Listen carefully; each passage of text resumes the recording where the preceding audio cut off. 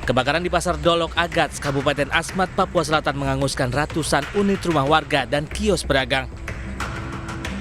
Bangunan yang terbuat dari kayu membuat api cepat menyebar hingga menghanguskan seluruh bangunan. Diketahui api berasal dari bagian atap rumah salah seorang warga di kompleks Pasar Dolok Agats. Tidak adanya mobil pemadam kebakaran di Kabupaten Asmat, Papua Selatan membuat warga dibantu TNI dan Polri berupaya memadamkan api dengan peralatan seadanya. Upaya pemadaman berlangsung selama 3 jam, dibantu lokasi dalam kondisi diguyur hujan lebat. Seandainya tadi ada cepat alkon, mungkin begini kejadian besar. Karena posisi di situ di dekat rumah ada bak air dan tidak ada alkon tadi, orang semua panik juga. Seandainya ada cepat tadi, ya mungkin tidak begini kejadiannya. Mungkin hanya beberapa saja ya. Iya. Baru di sini bangunan rata-rata dari ini ya, kayu. Kayu semua. Baru dalam pasar juga tidak ada alat bantu pemadam begitu. Polisi masih menyelidiki penyebab kebakaran. Tidak ada korban jiwa dalam peristiwa ini. Sementara kerugian ditaksir mencapai miliaran rupiah.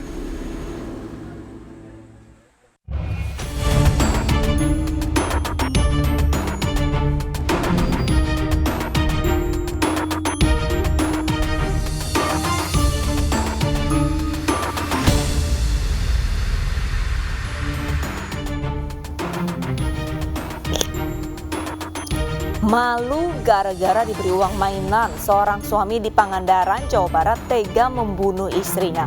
Pelaku marah karena korban memberikan amplop berisi uang mainan untuk tetangga yang sedang menggelar hajatan.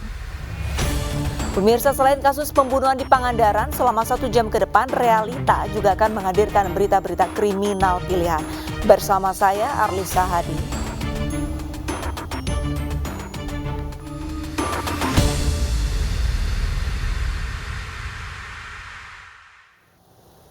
Kita ke informasi pertama, pemirsa. Satu rumah milik mantan anggota Dewan Perwakilan Daerah Sulawesi Selatan di Kota Makassar diserang orang tidak dikenal. Sejumlah kaca jendela pecah dan motor yang terparkir di garasi dirusak.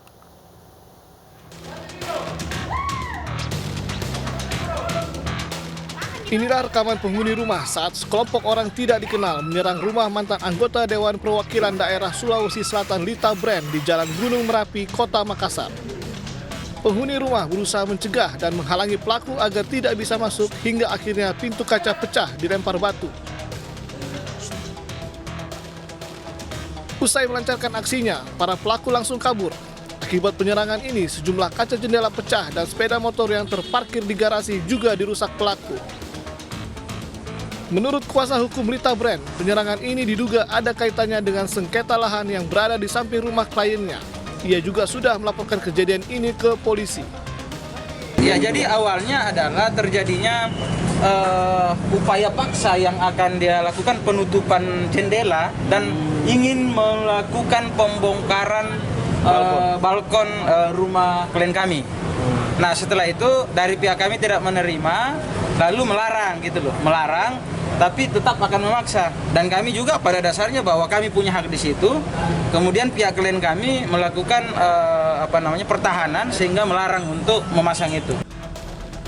Aparat Polrestabes Makassar sudah mengolah tempat kejadian perkara dan meminta keterangan sejumlah saksi, namun belum bersedia memberikan keterangan terkait penyerangan rumah mantan anggota DPD RI ini.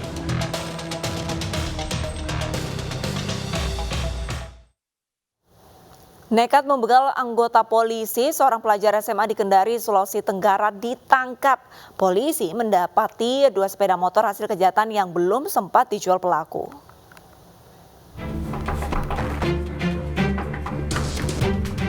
Tim Jatanras Resmo Polda Sulawesi Tenggara menggerebek kos seorang pelajar SMA pelaku begal di Jalan Manggarai, Kota Kendari.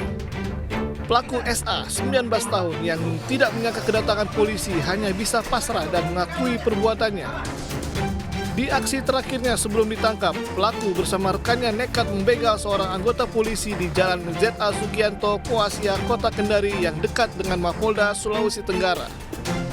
Pelaku mengancam menggunakan senjata tajam lalu merampas motor korban. Dari tangan pelaku, polisi menyita 2 sepeda motor hasil kejahatan yang belum sempat dijual, di mana salah satunya milik anggota polisi yang menjadi korban.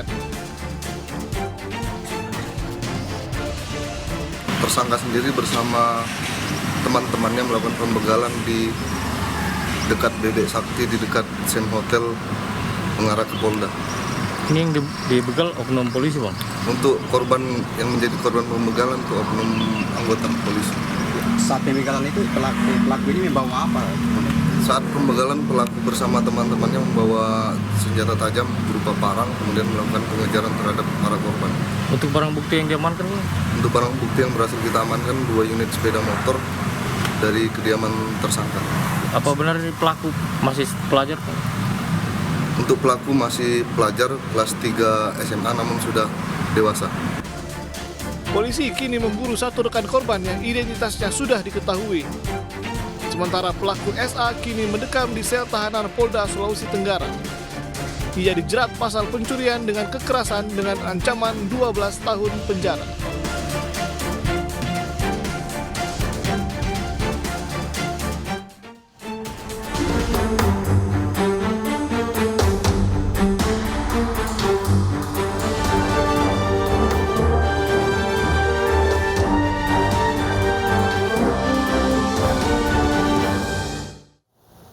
Seorang suami di Pangandaran, Jawa Barat tega membunuh istrinya. Ia marah lantaran korban membuatnya malu dengan memberikan amplop berisi uang mainan ke tetangga yang sedang menggelar hajatan.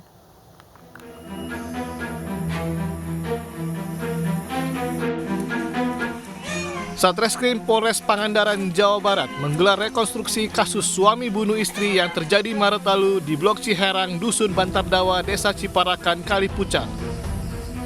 Polisi menghadirkan langsung tersangka yakni Tejo yang memperagakan 11 adegan dirinya saat menghabisi nyawa Darsih, istrinya.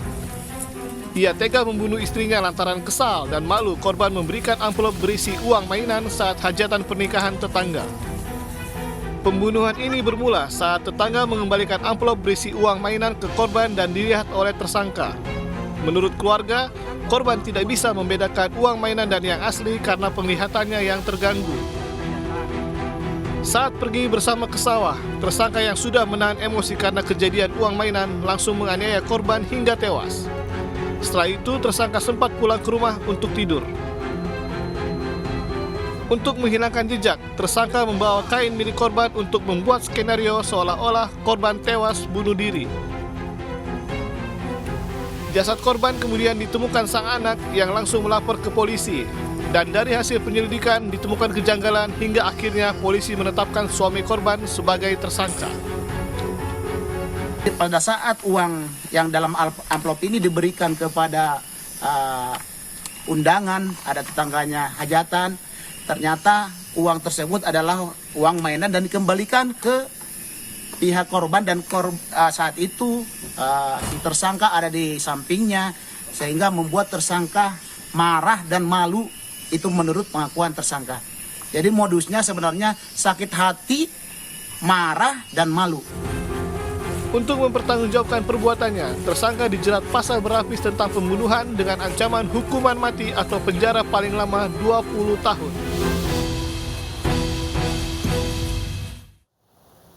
Cemburu buta dan menuduh istrinya berselingkuh, seorang suami di Luwu, Sulawesi Selatan membunuh istrinya saat cekcok di jalanan. Pelaku juga menikam seorang wanita pengguna jalan yang berusaha melerai pertengkaran korban dengan pelaku.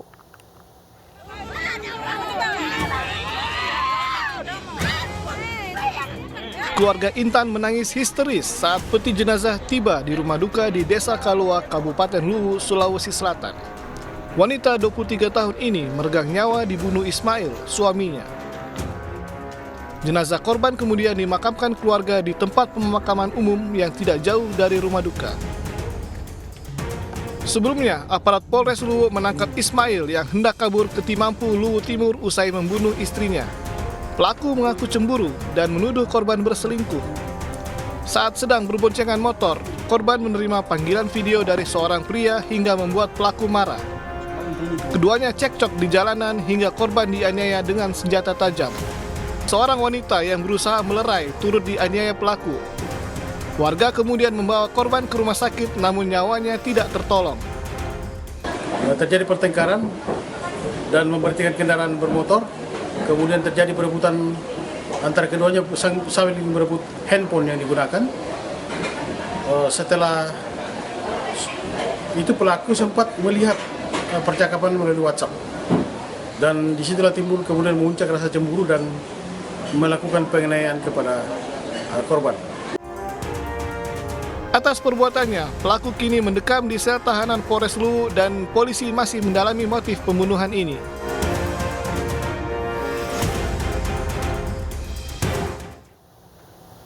Warga Ciledug Indah 2 Karang Tengah, Kota Tangerang, Banten, pagi tadi gempar dengan seorang suami yang tega membunuh istrinya.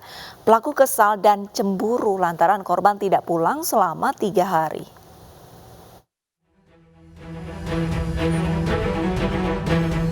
Warga perumahan Ciledug Indah 2, Kecamatan Karangtengah, Kota Tangerang, Banten, digegerkan dengan tewasnya seorang wanita yang dibunuh suaminya, yang langsung menyerahkan diri ke polisi.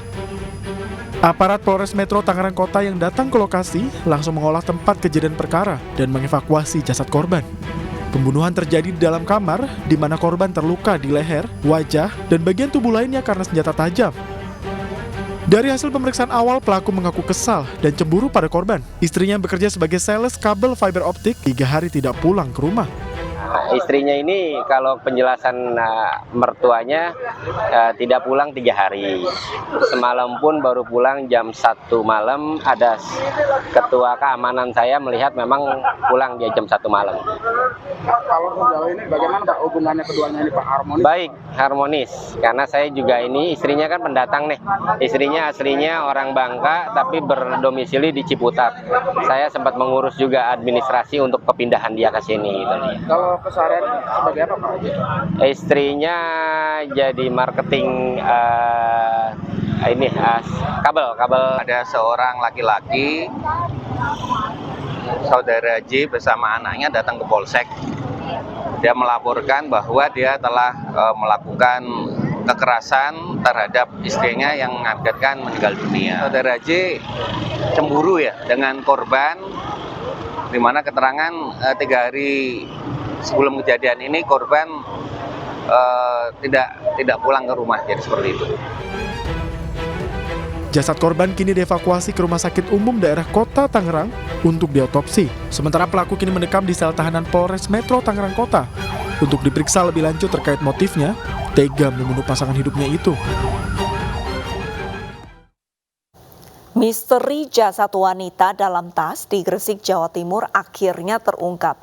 Wanita 42 tahun warga Lumajang itu ternyata dibunuh suami sirinya.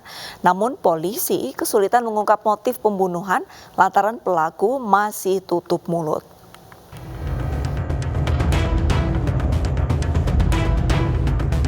Hendro Setiawan, pria 43 tahun ini diringkus Satreskrim Polres Gresik karena menjadi tersangka pembunuhan istrinya, Eli Prasetyaningsih, yang jasadnya ditemukan dalam tas di pinggir jalan Desa Geluran Ploso, Kecamatan Benjeng.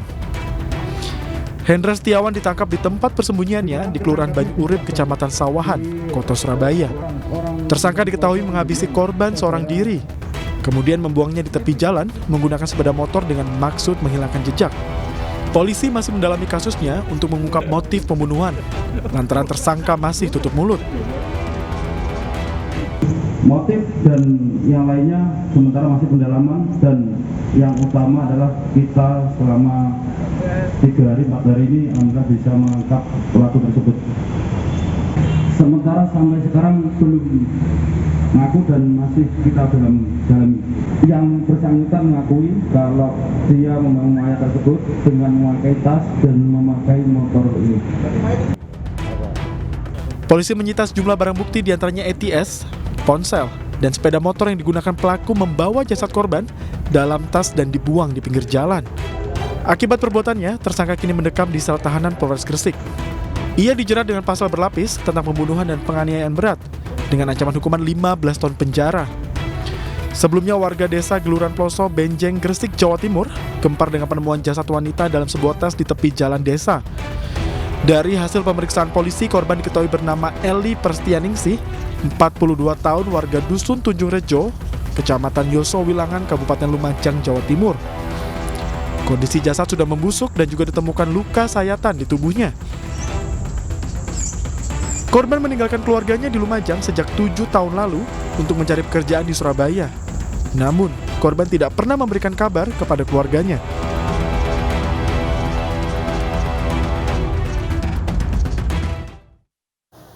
Polisi menggelar rekonstruksi penganiayaan berujung pembunuhan yang melibatkan Pak Sutri yang sudah lama pisah ranjang.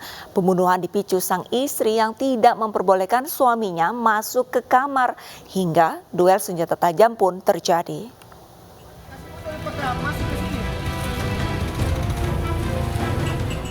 Aparat Polres Tanah Toraja, Sulawesi Selatan menggelar rekonstruksi kasus pembunuhan Subaida 60 tahun oleh suaminya. Gelar perkara dilaksanakan di lokasi kejadian di rumah korban dan pelaku di Kelurahan Padanggiring, Tanah Toraja, Sulawesi Selatan. Hasan Basri, 70 tahun, tersangka pembunuhan, memperagakan 14 adegan penganiayaan yang mengakibatkan istrinya tewas akibat senjata tajam. Penganiayaan dipicu saat Hasan Basri yang sudah lama pisah ranjang dengan istrinya berniat masuk kamar, namun diusir korban menggunakan senjata tajam. Akibatnya tangan, kaki, dan kepala pelaku terluka.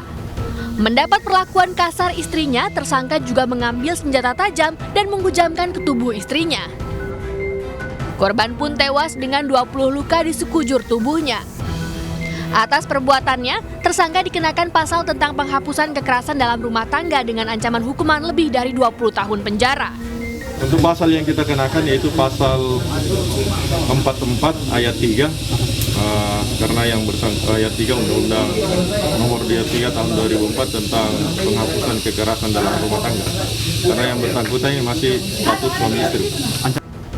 Akhir Juli 2022, Subaida dan suaminya ditemukan bersimbah darah di kamar rumahnya.